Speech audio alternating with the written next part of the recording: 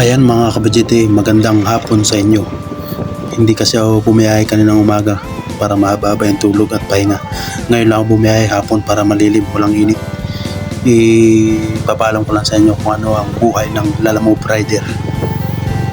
Napakadabis nito sa part-time mga kabadjete. Ngayon may pipikapin tayo, first booking. Ayan. Ito na pala yung first booking natin mga kabadjete. Sapatos lang isang pares. 200 na yan. Magmula dito sa Quezon City to Pasig. Ito nag-umpisa ako mga kabadjete hapon na. Natulog ako hanggang tanghali. Kaya kahit papaano nakabiyahe tayo. Dito na nga pala tayo mga kabadjete sa drop off.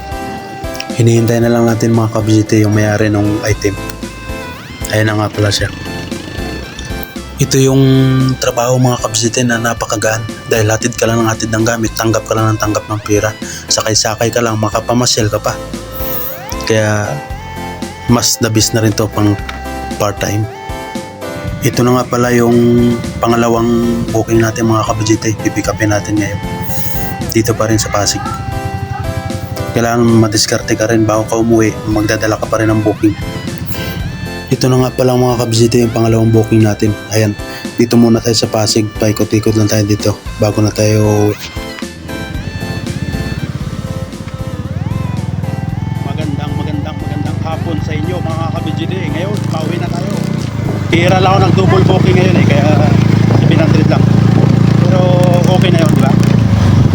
Labis na yun sa pang part-time, di ba? Kaya, ano pang gagawin natin? Tulog na tayo, pasalubong. Let's go! Ayan, pauwi na tayo mga kabadjete dahil lubat na tayo.